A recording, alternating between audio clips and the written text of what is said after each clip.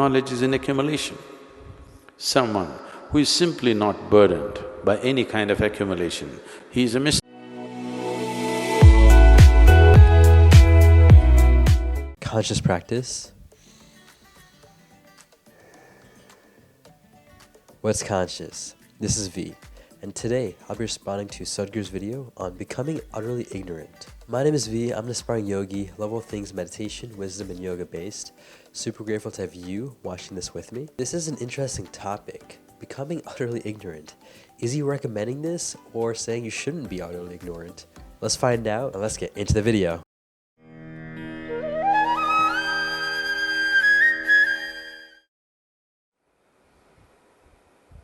To progress on one's path simply means that you have an expanded sense of ignorance.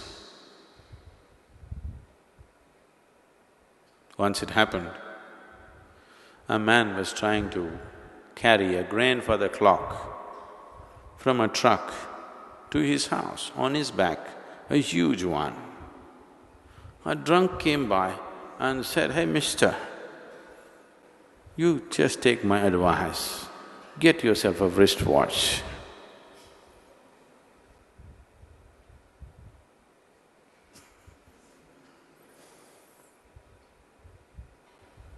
If all you're looking for is dividing the day into 24 hours, all you need is a wristwatch. But if that doesn't hold much meaning to you, if that process of dividing life into proper compartments and living doesn't mean much to you anymore,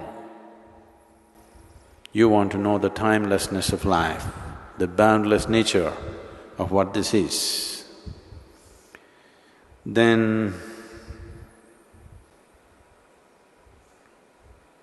you need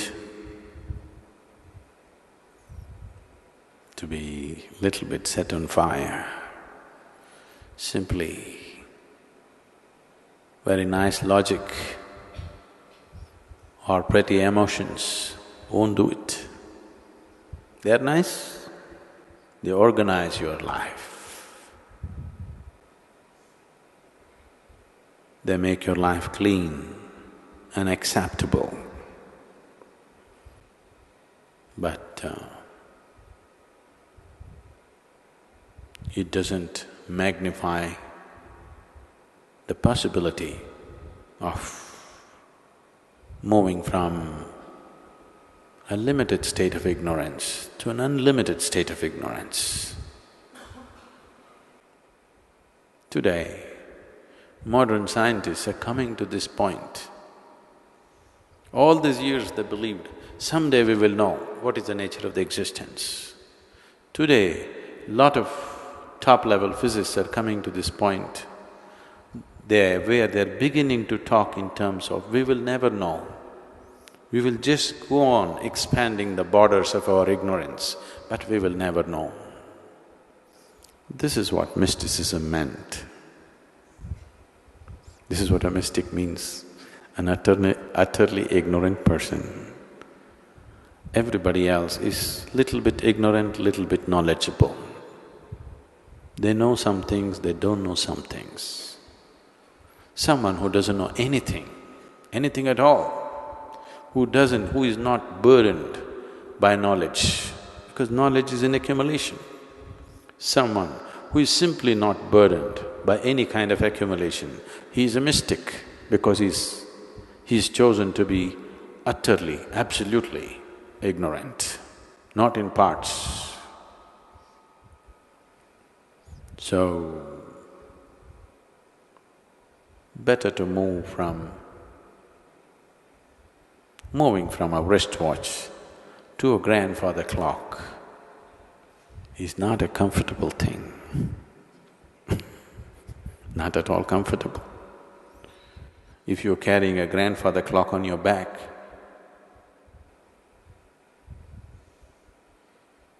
it may have great value, but you can't even look at the time. You have to ask somebody, please look at the time and tell me what's the time.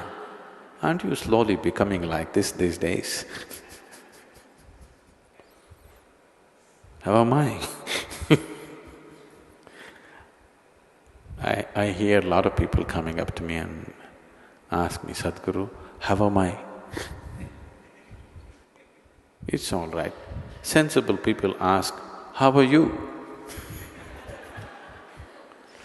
Those who are becoming slowly moving towards larger dimensions of ignorance are beginning to ask Sadhguru, how am I? So becoming utterly ignorant, very, very interesting video here by Sadhguru. I do feel like the word, I don't know how I feel about it, to be honest, with the word ignorance, because ignorance usually I associate with being oblivious and not wanting to seek more. Although I think I do connect with what he was trying to say, which is essentially the essence of the concept known as I don't know. You see, I don't know is a very, very powerful statement which opens up the possibilities to the truth of all the doors. So it is crucial that we start to just accept the I don't know of life. An example here is, for example, when asked if you believe in God. People either usually say, I do believe in God, or I don't, or even sometimes maybe. Which maybe is a little close to the answer that I want to suggest here, but the key is to just say sometimes, I don't know. You see, people that believe in God or people that don't believe in God don't have proof that he does exist or doesn't exist. So at the end of the day, they're in the same boat. They just can't say a simple thing, which is, I don't know. Very simple yet profound. It's a human egoic mind that likes to be certain on everything, and if it doesn't know certain things, it'll make up stories to comfort itself.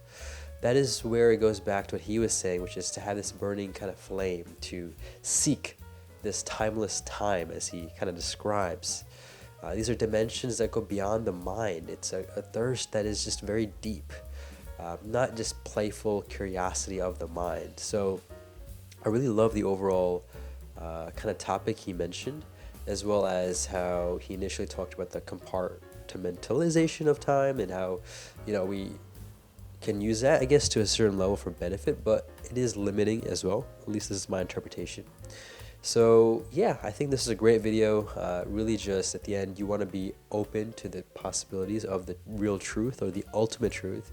And how do we get there? Well, just say, I don't know. And be not oblivious or maybe even ignorant per se, but just be open-minded to you not knowing, which does translate to, I guess, being ignorant. So thank you so much for watching this video with me, hearing out this reflection that I have from the video. If you have any other topics or gurus or spiritual teachers that you want me to react to, comment down below. With that, make this a great day. Take a joyful and stay conscious.